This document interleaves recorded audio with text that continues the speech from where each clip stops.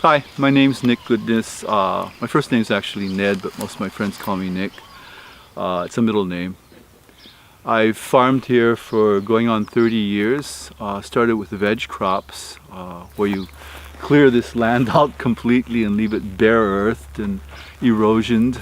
And about 10 years ago decided to get into more sustainable form of farming. So I've gone into, I guess, a kind of an orchard crop. It's called a fruit crop. I started growing coffee or putting in coffee about 5 years ago, maybe 6 years. And I started harvesting about 2.5, maybe 3 years ago and selling my coffee. The name of the farm is actually Mahina'i Oiliahi. It's a registered trade name. But under that, I've registered a trademark called Hungry Dog Coffees Maui. Hungry Dog is my Humane Society adopted pit bull.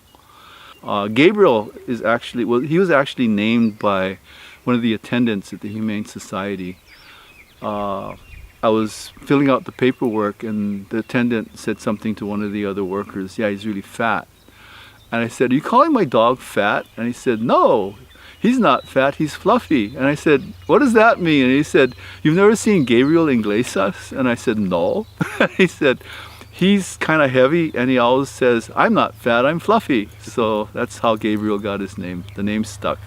This is a red katuai. It's a Brazilian variety that was brought into Hawaii as an alternate to the Typica, the variety that I grow in the upper field. And Typica is actually the variety that is the foundation genetics for Kona coffee. This is related to Typica, but it was developed in Brazil, like I said. I'm trying this variety. I'm actually picking some of the ripe cherries here. They're called cherries. To try and see what the quality of this particular coffee would be at my location. One of the things you have to remember is it's not just about breeding in coffee. It's about where they're grown, the climate, weather, how much irrigation you have or no irrigation, whether there's shade or not. You notice I'm standing in shade. There's some banana trees above me, or just above me on the bank. So this particular plant is getting at least 50% shade for the morning hours anyway. These are called naturals, the dried ones. They're actually dried on the plant. I was growing this mostly for seed, and they just kind of split open, and there's some nice seed in here. But essentially, I run it through a depulper. I can show you that later. It's a hand-operated one. And these are the seeds. There are 2 seeds in each of the cherries. This can be eaten, actually. I do a wet process, a modified wet process. I ferment them until I think the fermentation process really started to get most of the mucilage, this sticky stuff that's on the seeds, off. But people also claim that the fermentation process affects the flavor. It makes it cleaner or muddier, I'm not sure what. There's a lot of mystique to coffee growing, I've learned, and not all of it's scientifically based. A lot of differing opinions too. This is called the breastplate, and what it is it has 2 channels that pick up beans individually on the inside. I take it off, it's a real hassle, and you gotta adjust it again. And it channels it to a central. No, it takes them through the center and it goes out to the side and falls out these 2 little holes over here. Oh yeah, see, missed some. Yeah, so it comes out through here, and what it's doing is it's running against a drum. So you turn it, and it goes against the breastplate. The pulp comes out here, falls underneath, and the beans go. I run them into a tub of water, and then kind of rinse them and then put them in water overnight. This is parchment. That's that white bean that came out of the cherry that I showed that I was picking earlier. I was picking, and this actually has.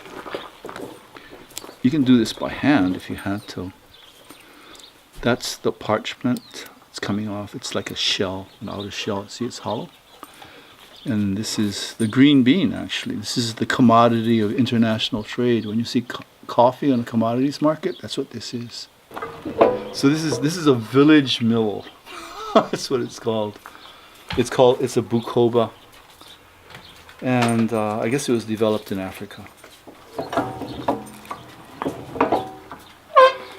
So these go in here in the hopper after they're dried thoroughly, about 11% moisture. And then they fall out the bottom here. The auger takes it through a cylinder that has grooves in it, and it just keeps compressing the seed until these shells break off and the beans come out the bottom. It's not perfect. I have to run it through 2 or 3 times sometimes. Oh yeah, here. This is a gas-operated, a gas-burning 2-drum roaster. There's a small drum in here. It's turned by this motor here. There's a burner in here. Close that down.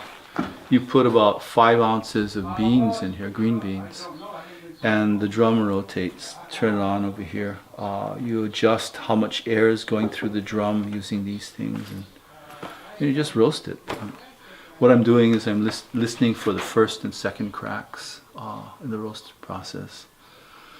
And I do the roast I do the most is a Full City Plus roast, which is a roast that's taken through first crack and just up to the second crack. And it becomes almost instinctual after a while. You know how long it's going to take. And the temperature gauges help because they give me a ballpark figure, except the first time I run it, it's all according to Hoyle, and then the next time I run it, it's higher and higher, and it's just, coffee's definitely an art. It's kind of like farming.